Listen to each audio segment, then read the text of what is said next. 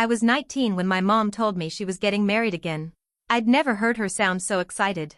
After everything she went through with my dad, who left us when I was 12, I figured she deserved some happiness. She met Greg at work, some senior IT manager who apparently swept her off her feet. He was polite to me the first few times we met, but something about him always felt rehearsed. I kept my thoughts to myself because my mom was glowing in a way I hadn't seen in years.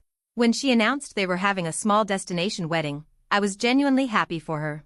I didn't expect to be part of the planning, but I never thought I'd be completely excluded. That was until I got a message, not from my mom, but from my aunt, asking why I wasn't coming to the ceremony. I stared at my screen for a long time before I responded, "What ceremony?" Turns out the wedding was already set for the following weekend, in a beach resort 2 states over. Flights booked, rooms assigned, guest list finalized. Everyone in the family had known for weeks, except me. My aunt assumed I'd chosen not to go, which explained her weird tone. I felt sick. I called my mom immediately, and when she didn't answer, I sent a text. Her reply came hours later. Greg and I decided it would be less stressful this way. We wanted a peaceful start to our life together. No explanation. No apology. I was stunned. I didn't even know what this way meant. I just knew I wasn't invited to my own mother's wedding, and it wasn't by accident. Greg had never liked how close I was to her. He always made passive-aggressive remarks about me being too dependent. But I wasn't a child. I worked 2 jobs and paid rent. Still, I suddenly felt like a burden she was desperate to leave behind. I couldn't sleep that night. My head was spinning with every interaction I'd ever had with Greg, how he'd correct me in front of my mom, how his jokes always had a weird edge, how he made it seem like I was the one being dramatic when I tried to push back. He was strategic. The kind of man who smiled with his teeth but never with his eyes. I began to wonder if this had been his plan all along, to isolate my mom, cut out anyone who made her feel grounded. And I was the last piece he needed gone. The next morning, I started digging. I didn't even know why, maybe out of spite, maybe out of desperation to prove to myself that this man wasn't who he said he was. I looked through his social media, searched his name online, even checked old work forums and message boards. Nothing really came up. He was spotless, too spotless. Then I got the idea to run a basic background check through one of those people's search websites. I paid the fee, expecting to find some boring parking tickets or an old address. But I didn't. I found something else, something a lot darker. Greg had been married before. Twice, and both divorces were sealed under confidentiality clauses. One of them included a restraining order. There were no details, but the dates and counties matched up with news articles that hinted at domestic disturbances. One mentioned an anonymous woman hospitalized with a broken jaw. Another hinted at financial fraud and coercion. Suddenly, everything made sense. He didn't want me at the wedding because I was the only one close enough to ask questions. My hands were shaking as I scrolled through the reports over and over, trying to convince myself I wasn't reading too much into them. But it was all right there, 2 previous marriages, both ending in silence and suspicion, both conveniently buried. And now he was marrying my mom, who had no clue about any of it. I felt sick. My first instinct was to call her, to tell her everything. But then I remembered her text, how cold and final it was. She didn't even want me there. Would she even listen? Or would Greg just spin some lie about me being jealous or unstable? I realized that if I tried to warn her before the wedding, it would probably backfire. I needed proof. And more than that, I needed a moment where she had to listen, where she couldn't just block my number or dismiss me. So I made a plan. A reckless, impulsive plan. I was going to the wedding. I had some money saved from my jobs, enough to book a last-minute flight and get a cheap room nearby. I used a friend's address for the confirmation so my mom wouldn't suspect anything. I already knew the venue from a tagged photo my cousin posted. I figured I'd show up the day before, observe quietly, and pick the right moment. I didn't want to ruin her big day out of spite. I wanted to protect her. Even if she never forgave me for how I did it. What I didn't expect was that I wouldn't be the only uninvited person planning to crash the wedding. I landed the day before the wedding and checked into a motel a few miles from the resort. It wasn't glamorous, but I didn't care. I wasn't there for the view. I spent that evening walking the perimeter of the resort, trying to spot familiar faces or figure out how tightly security was set up. The rehearsal dinner was happening in a private courtyard. I watched from behind a row of palm trees as Greg laughed with my relatives, holding my mom's hand like he hadn't just sliced her life in half. I almost turned back. Almost. But then, while sitting at the edge of the resort lot, I saw a woman standing by the parking structure, nervous, pacing, clutching her purse with both hands. I didn't recognize her from family photos. She was older, maybe mid-40s, and dressed like she'd just come from work. Something about her body language pulled me in, like we were both holding secrets too heavy to carry alone. I walked up to her and casually asked if she was looking for someone. She looked at me sharply. "You wouldn't happen to be related to the bride, would you?" I nodded, confused. She took a deep breath and said, "Then you need to hear what I came here to say. I used to be married to Greg." Time froze. I stared at her, trying to process what she'd just said. She didn't flinch. Her expression was tight, eyes filled with exhaustion and something that looked like guilt. She introduced herself, Amira, and confirmed she was Greg's second wife, the one tied to the sealed divorce and the restraining order I'd seen in the background report. She had driven 3 hours to be there, debating the whole way whether it was worth reopening her trauma. She said she'd kept quiet for years because of legal threats, but the NDA had recently expired, and when she heard through a mutual friend that Greg was remarrying, again, she couldn't let another woman go through what she did. Her hands trembled as she described the emotional manipulation, the gaslighting, the slow isolation from friends and family. How Greg had forced her to quit her job, monitor her spending, even log who she talked to during the day. But the moment that broke her, the moment she finally left, was when he grabbed her by the throat in a hotel room during a conference because she'd smiled too long at a waiter. That's when she filed the police report. That's when the bruises became impossible to hide. I was speechless. I had suspected Greg was a predator, but hearing it out loud, hearing it from someone who had lived through it, made the danger real in a way that crushed my chest.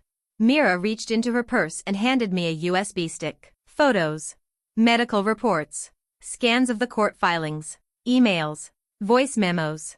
Everything I could legally collect, she said. "If you're going in there tomorrow, you need to be ready. Because if you're going to stop that wedding, you only get one shot." Back at the motel, I didn't sleep. I locked the door, pulled the curtains tight, and spent the entire night combing through what Mira had given me. Every file on that USB stick painted a chilling picture of who Greg really was: screenshots of threatening emails, grainy photos of bruises on Myra's ribs and arms, insurance statements for hospital visits he claimed never happened.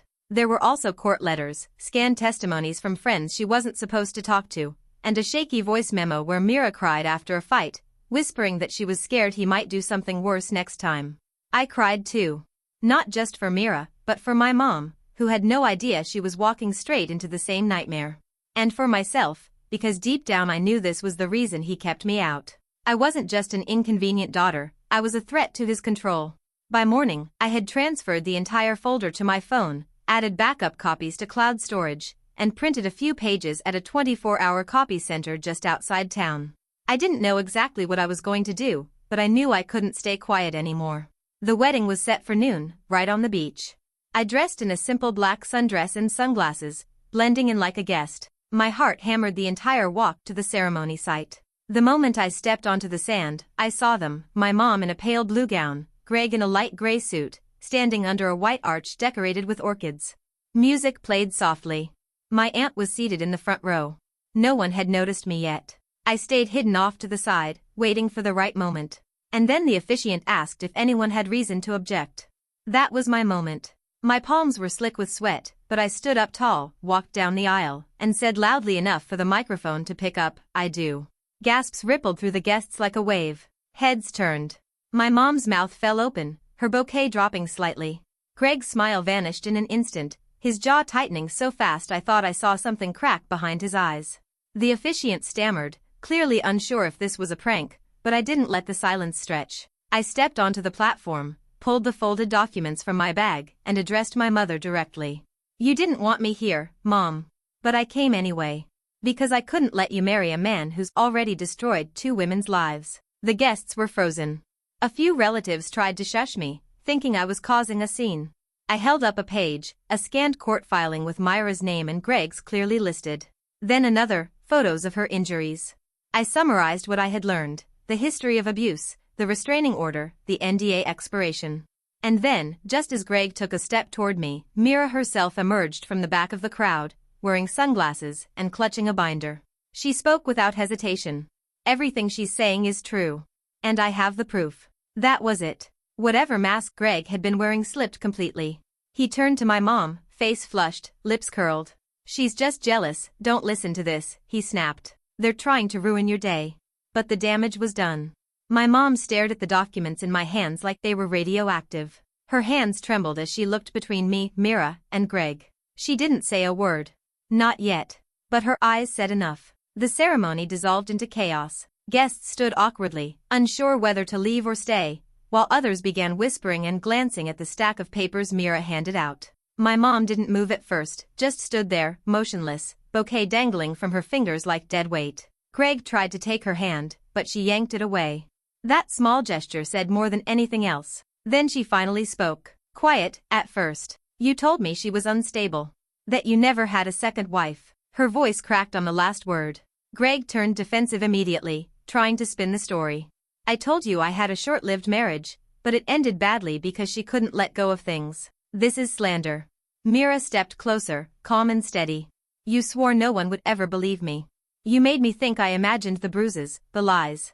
But this, she gestured toward the documents being passed around, this is real. Just like what you did to me. And if you try to gaslight her the way you did me, I'll go straight to the media with everything. Greg's face twisted. I thought he might lunge at her. But instead, he did something worse. He turned back to my mom and hissed, if you walk away from this now, you'll regret it. I've given up everything for you. My mom finally looked him in the eye. No, she said. You tried to take everything from me. And then she did something I didn't expect. She took off her engagement ring and dropped it right there in the sand. The ring hit the sand with a dull thud, and for a long moment, nobody moved. My mom stood tall, shoulders pulled back like she'd just surfaced from a nightmare. Greg looked like he might explode, but instead, he stormed off without another word, kicking up sand as he went. No one followed him. I rushed to my mom, half expecting her to yell or cry or shut down, but she didn't. She pulled me into a hug so tight I nearly lost my balance. Her voice shook when she whispered, "Thank you for not giving up on me." Mira stood a few feet away, watching with a soft, sad smile. My mom turned to her, nodded, and said, "I'm sorry. I didn't know." Mira just said, "I did the same thing once." I didn't want to believe it either. The guests slowly cleared out. The music was turned off. The orchids wilted under the weight of the silence. There was no reception, no champagne toast, no photos. Just a cancelled wedding and a mother who finally saw the truth. In the weeks that followed, my mom took time off work, started therapy, and apologized, truly apologized, for everything. We talked like we hadn't in years. Mira and I kept in touch, too. We weren't just two people with a shared enemy, we were survivors of the same storm. Greg tried contacting my mom a few times after the wedding, but she blocked him on everything. She even filed a report, just in case. And me? I didn't get revenge that day. I got my mother back. And that was more than enough.